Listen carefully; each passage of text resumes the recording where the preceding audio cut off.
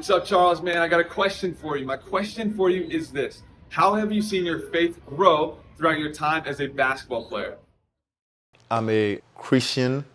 I'm a God-fearing man, and I think really having that faith with God just like helped me realize truly who I am and why I'm meant to be here, and just like so many other things about myself. I wasn't really much into basketball. I started playing basketball really when I was the age of 16, and then like I said, I moved to the United States, and from there like my uncle and aunt really tried to get me to high school and just like play sports. And when I got into high school, I tried to pick up a basketball like everyone on my height, everyone my age. But the beginning was rough, if I can say the least. The beginning for me was rough, and I met some cool friends on the basketball team. When I came to Texas, I barely knew how to dunk the basketball. Like I was probably what 6'7", 6'8", could barely dunk the basketball. But like just the coaches like kind of like pushed me to really exploit my height and stuff like that. I really pick up basketball pretty fast, even though I started a little late. For some standards, people would say like, "Oh, you started late," but I mean, everyone has like their own path. Everyone has like their own, direction where God's put them. But from there, like I just started growing more in love with basketball every single day. And in high school, I didn't play much, but like I just knew like, okay, I'll go play my travel ball, and that's really where I think I made like a lot of strides. And I think another thing that really helped me with that is just my faith. Charles, I have another question for you. What resources have you seen that have helped you grow in your faith while you've been here in Western Carolina? Yeah, now I'm out here in Cottleville, North Carolina, and I play for the Catamounts. Yeah, Western Carolina, it's been an incredible journey so far.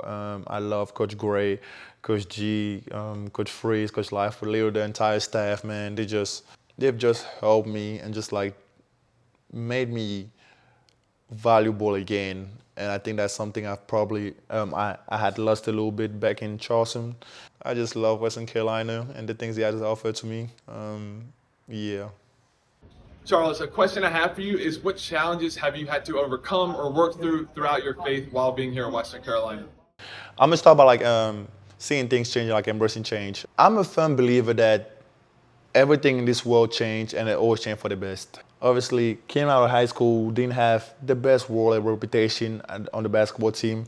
And I went to my junior college and my game completely transformed. So like this, I was actually a post scorer. Actually, things actually ran through me and like embracing those change. Like, yeah, when I went to my JUCO, I had to mold myself to a different kind of basketball player. And then I went to College of Charleston, had to rechange myself to a different kind of basketball player. But like living things outside of basketball, just like embracing life, man. Life is a journey, a lot of up and down, a lot of uncertainties, and I think one thing my parents always instilled in me is that like don't ever look at life as like a straight line. Life has a lot of up and downs, mountains you're gonna always have to surpass, and just pits you're always gonna have to come through out of. So yeah, I think again the different things that my coaches were able to instill in me, like be able to like adapt and like change. Obviously, like there's no bigger change in my life than moving from Cameroon to the United States. That's a huge change.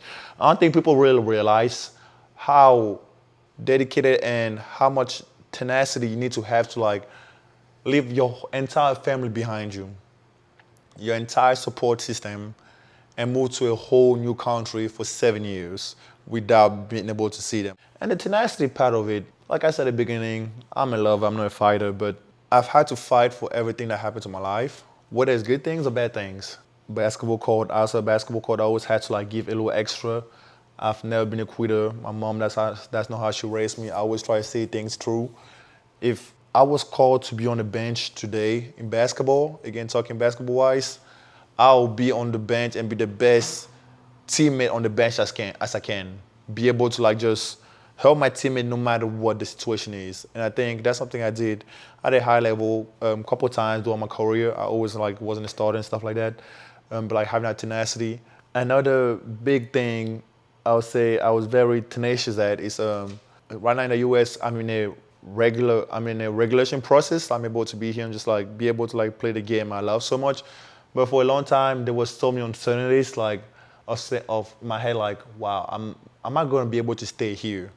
Like I might be able to stay in the US and do play the game I love. And a lot of times I had like those thoughts creeping into my head, but like I had to kick them out and like just be tenacious. Like, no, Charles, like you deserve to be here, and like you were here for a reason. Yeah, tenacity, grit, and being able to adapt to change. I just think that go a long way into your life.